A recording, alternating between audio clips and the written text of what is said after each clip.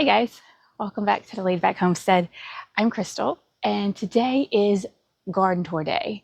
Now this is going to be my October garden tour, and I'm super excited because our mystery plant has finally bloomed, putting this months-long guessing game to rest. Let's go check it out.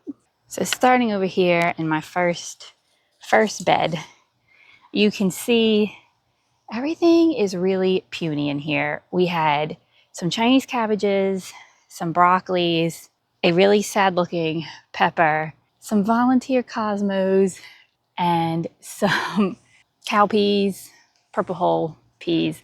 They all kind of died out on me, and I don't really know why. I do still have a great Thai growing in here, but I think the issue is that everything is getting starved by this massive plant. And we've been waiting forever for this to bloom. There were several guesses. I was thinking African marigold. I've had other people comment African marigold, but no, it's gotta be the world's tallest cosmos. I am at a loss. This is easily over 6 feet tall. The honeybees and the butterflies adore it. So I'm leaving it for now since we're in preparation for winter and they all seem to be hanging out here a lot. But I have never seen cosmos this tall. If you have grown cosmos, have you ever had a variety get over 6 feet tall? This is just absolutely crazy to me. I mean, they were all started from seed and they did not get any bigger than your traditional cosmos in other areas. So is this a genetic anomaly? Or do they just have cosmos that are this big? All seeds came out of the same seed pack. So if you know what may have caused this, let me know. I'm also debating on whether I should save seeds from these and plant them out on my homestead property. I will not have the space to plant these again here. I mean, it is just massive and it's stunting the rest of the things in this bed. But oh my goodness, isn't she impressive? This was months in the waiting. Now moving on, my second bed is both a Thai pepper bed, pepperoncini bed, which I'm going to be harvesting a lot of these later. But it's also got my volunteer watermelon. We harvested one already. It was absolutely delicious. So I left the vine. Wasn't anticipating it to do much simply because it was really getting attacked by aphids, but I left it alone.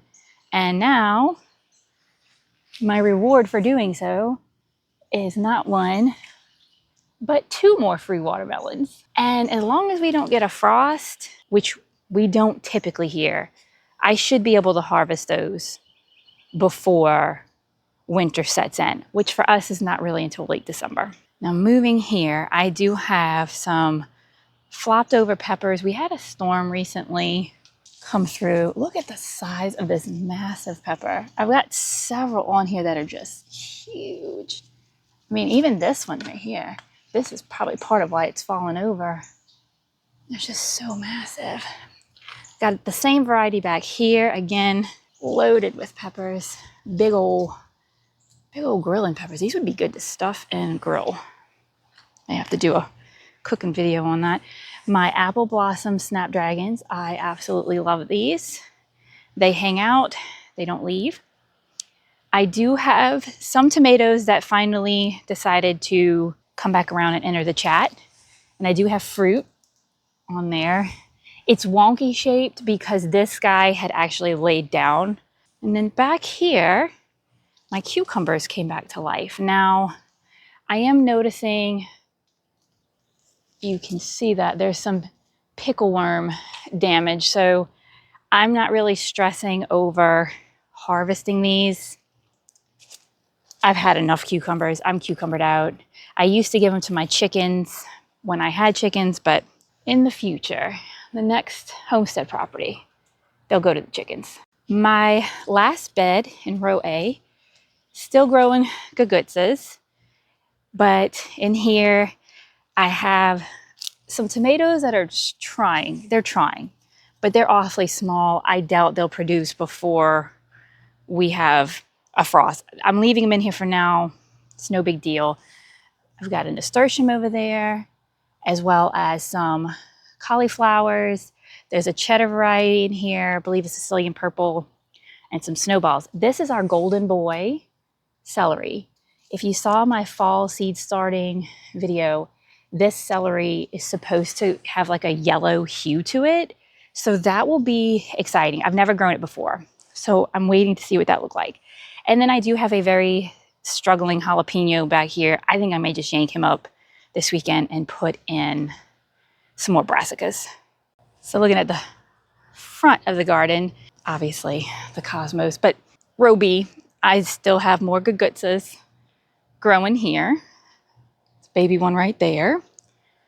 Mainly in this bed, the basil and a pepper is still hanging on. I'm a little surprised. This bed definitely had symptoms of wilt. I lost a lot of things out of here, but I'm guessing because the temperatures have cooled down, the wilt is not as strong. I'm not 100% sure because it's definitely by no means cold here. I've got bees working. We have some brassicas. They're looking a little sad right now. It is pretty warm. We're close to 80 right now. But some Brussels sprouts, and I finally have peas coming up. I have planted out almost nearly 2 complete packs of pea seeds and very low germination. They are a little older, so I think I'm gonna have to come out again and supplement more peas here. Bed 2, let me back up so you get the full scope of these zinnias. Absolutely gorgeous. I have a pepper in here. I believe this is the sweet moruga. It's the only one I had come up, and it stalled during the summer because it was too hot, but now it's setting fruit. And I thought they were going to be a sweet pepper. I was mistaken. They are super spicy. I do have some more tomatoes in this bed. It was one we left. We left one tomato, and he bounced back. I wasn't expecting it. Unfortunately, any tomatoes I get are going to be well over my head to harvest.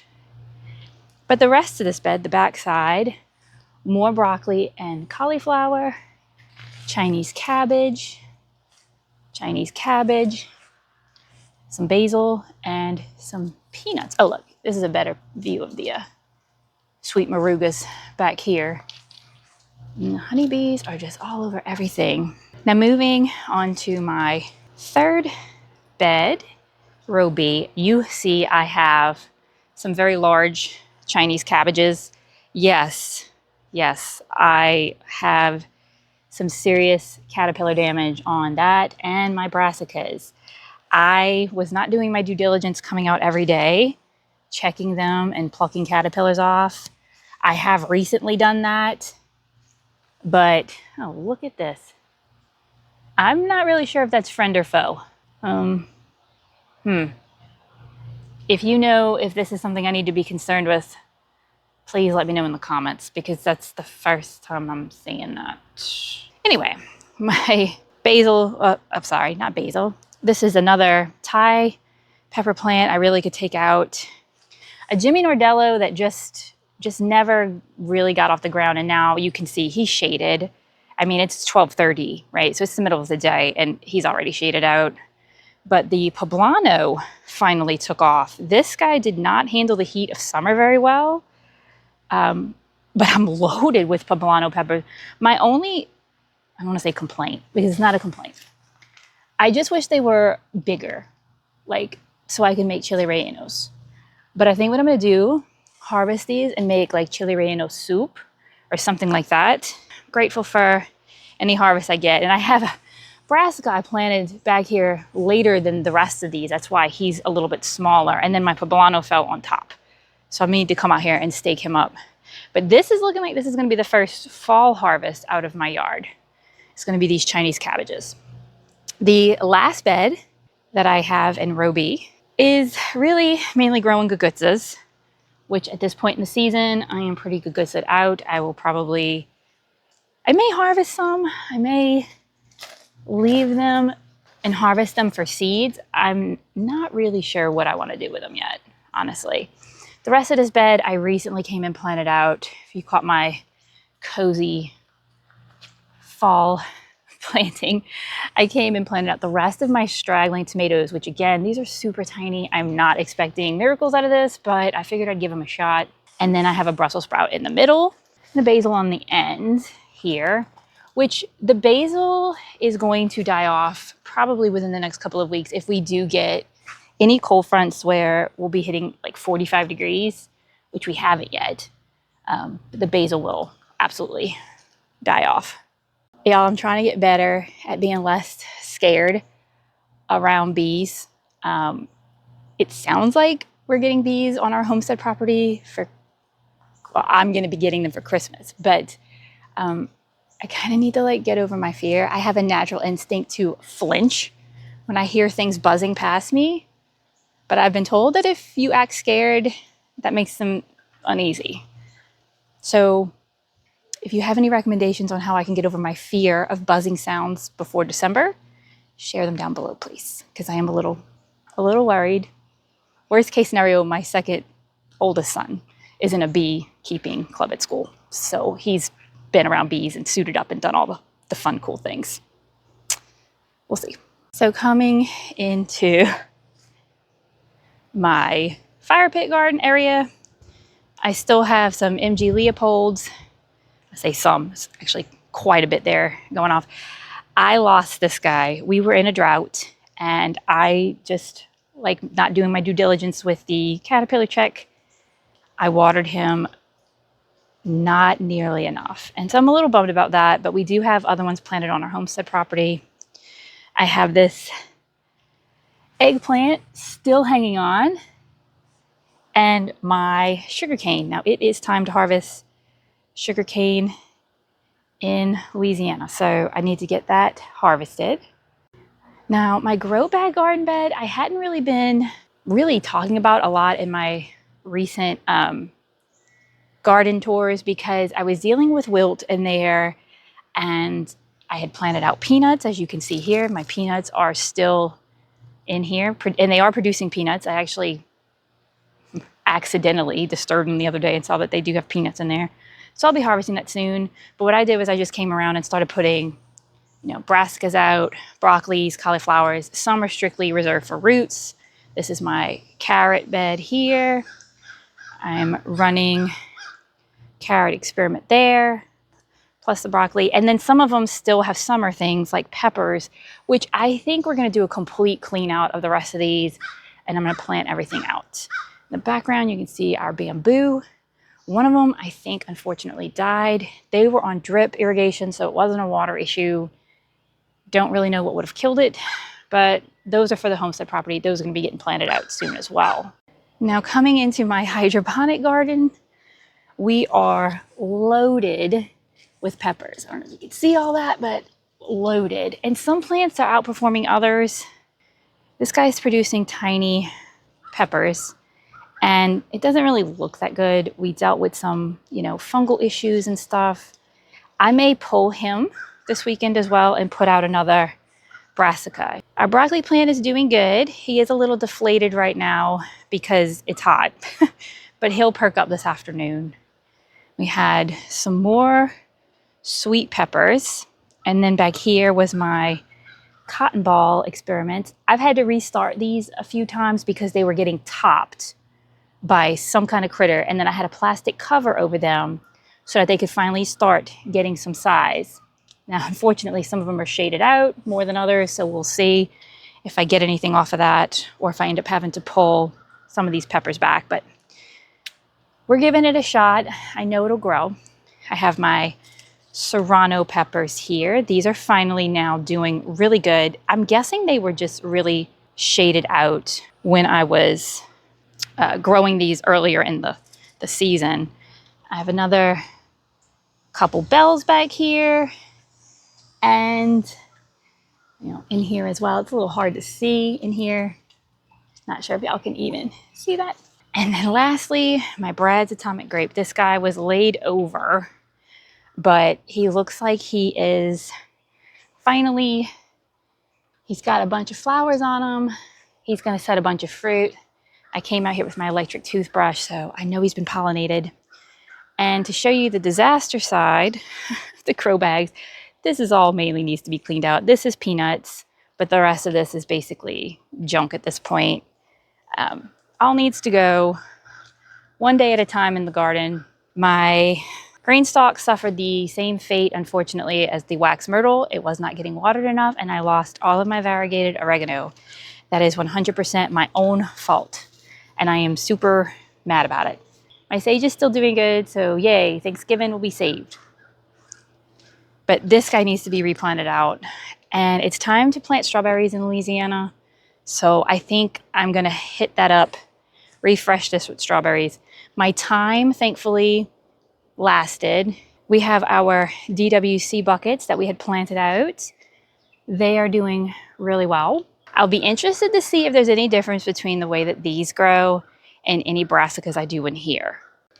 The ugly side of the yard, I still have all of these buckets that need to be reworked, refreshed. These are all self-watering buckets. I do have volunteer tomatoes coming up in there. We'll see. My peanuts. I had some green beans growing over here in these 7-gallon pots. They just really don't get enough sun, and I didn't have a place that I wanted to put them around the yard.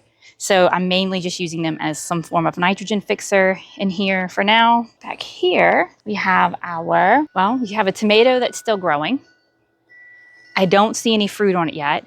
However, I have huge peppers down here. I have another pepper plant in here. Doesn't do as good, has yet to set a fruit. I think he's trying though. And then my green eggplant, which has set multiple times. My greenhouse wall, if you will. These are on drip as well, but this is my fireball plants.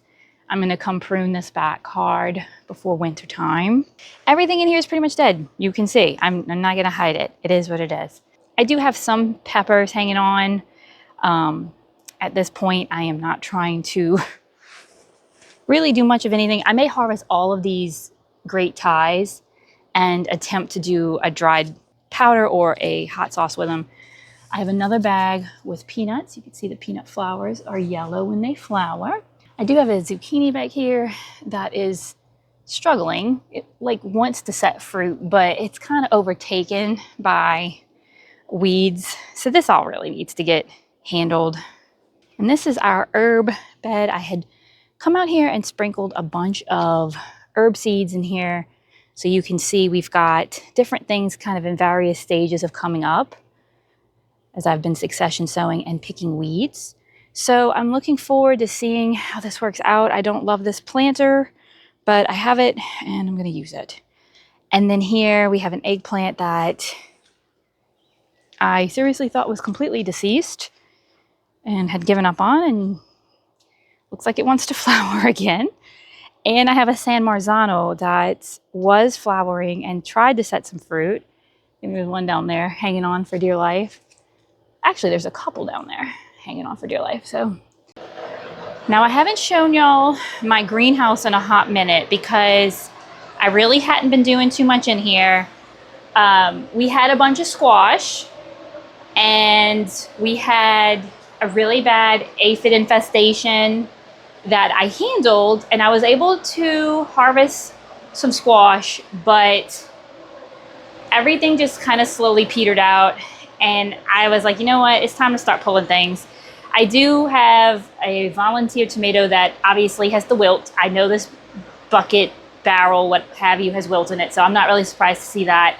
I am very surprised to see all of these volunteer tomatoes and this pepper in here still going strong, considering all of these, I believe at one point, had wilt in them. So I don't know what's going on there. I mean, you can see I've got a ton right now of volunteer tomatoes, and if I had to guess, they're all going to be very prolific. I want to say it's either the Super Sweet 100 or the Sun Golds.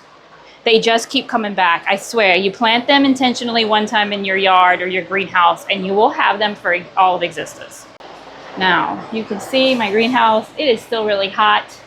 So I apologize for any fan sounds that you may be hearing. These are some more of our flowers that we started. Some I've started planting out, others I'm waiting for them to get a little bit bigger. And then my next round of brassicas and flowers that all need to find homes someplace in my yard. And our good friend, can never forget my good friend, Mr. Coleus, the channel mascot, has been with me since the beginning, my first seed starting videos. So that's exciting. I'm not gonna plant him out here. He's gonna be planted out on the homestead because he's kind of become like a spirit animal. Well, a spirit plant, if you will. Now, coming over to the far side of my yard, row C, I planted out some things already that are coming up, some different radishes. I have some marigolds still going, volunteer cucumber, which that was just from composting in place. My garlic is not up yet, but hopefully soon. And these two beds are my sweet potato beds. So this was my sweet potato experiment I've been running. I'm about to pull these within the next couple of weeks and compare whether rooted slips produce more sweet potatoes or just throw in the whole sweet potato in the bed. This is my lazy way of doing it. This is how I've always done it. This is the first year I ever ran this experiment to see if actually taking slips off, rooting them in water, and then planting them out would make a difference. So we will see. And we have our zinnias, some very struggling cayenne pepper plants back there. Purple basil still coming up, and that is a mystery shrub that needs to go. Well, guys, thanks for hanging out with me today. If you like this video, go ahead and give it a like or a thumbs up.